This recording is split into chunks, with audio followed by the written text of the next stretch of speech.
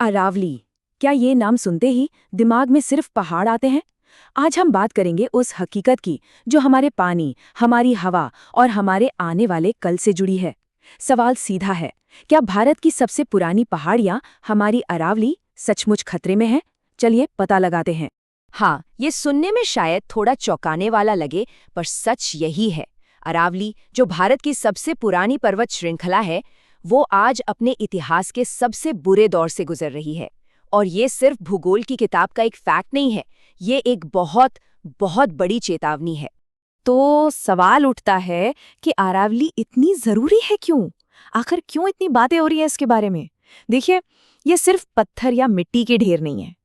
ये तो समझिए उत्तर भारत के लिए एक एक शील्ड है, एक प्राकृतिक सुरक्षा कवच। अच्छा, तो ये सुरक्षा कवच काम कैसे करता है? इसके 3 बहुत बड़े काम हैं।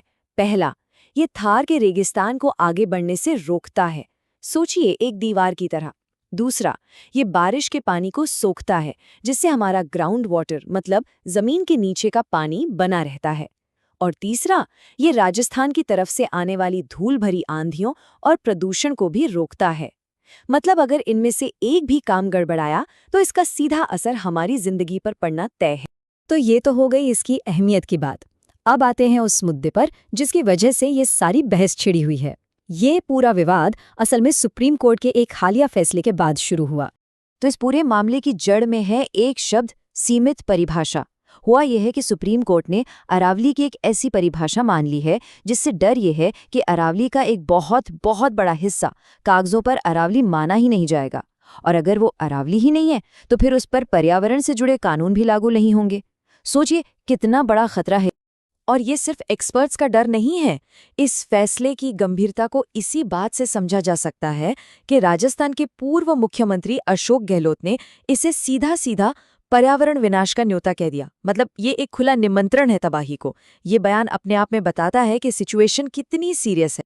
एक्सपर्ट्स तो लगातार चेतावनी दे रहे हैं। वो कह रहे हैं कि अगर यही परिभाषा बनी रही तो सोचिए क्या होगा। माइनिंग और कंस्ट्रक्शन के लिए सारे दरवाजे खुल जाएंगे, जंगल साफ हो जाएंगे और सबसे डरावनी बात, उत्तर भारत में रेगिस्तान जैसे हालात बनने शुरू हो सकते हैं। अच्छा, ये तो हुई कानूनी दांवपेच की बात, लेकिन चलिए अब जरा जमीन पर उतरकर देखते हैं कि असल में ग्राउंड पर क्या चल रहा है।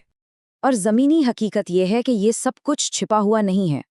राजस्थान में जब ड्रोन से सर्वे किया गया तो पता चला कि बड़े पैमाने पर, मतलब बहुत बड़े पैमाने पर अवैध खनन चल रहा है। ये तस्वीरें साफ साफ दिखाती हैं कि कागजों पर नियम कुछ भी हों, जमीन पर उनकी कोई परवाह नहीं कर रहा।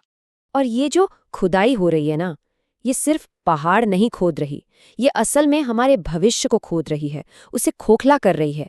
यहाँ से निकला हर पत्थर हमारे पर्यावरण के बैलेंस को बिगाड़ रहा है और हमारी आने वाली पीढ़ियों के लिए एक नया संकट खड़ा कर रहा है। लेकिन इतनी सारी नेगेटिव बातों के बीच एक उम्मीद की किरण भी है। एक ऐसी बात जो बताती है कि शायद शायद अभी सब कुछ खत्म नहीं हुआ है।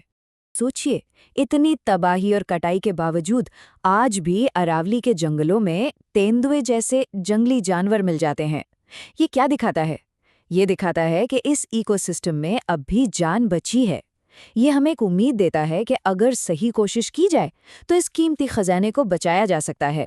तो हमने कानून की बात की, जमीनी हकीकत देखी और उम्मीद की एक झलक भी। इन सब के बाद हम एक आखिरी और शायद सबसे जरूरी सवाल पर आते हैं। देखिए, सवाल अब ये नहीं है कि क्या अरावली को बचाया जा सकता है। बिल्कुल बचाया जा सकता है। हमारे पास तरीके भी हैं और क्षमता भी। असली सवाल, सबसे बड़ा सवाल तो ये है कि क्या हम एक समाज के तौर पर उसे सच में बचाना चाहते हैं? और इसका जवाब किसी और को नहीं, हम सबको मिलकर ढूंढना है।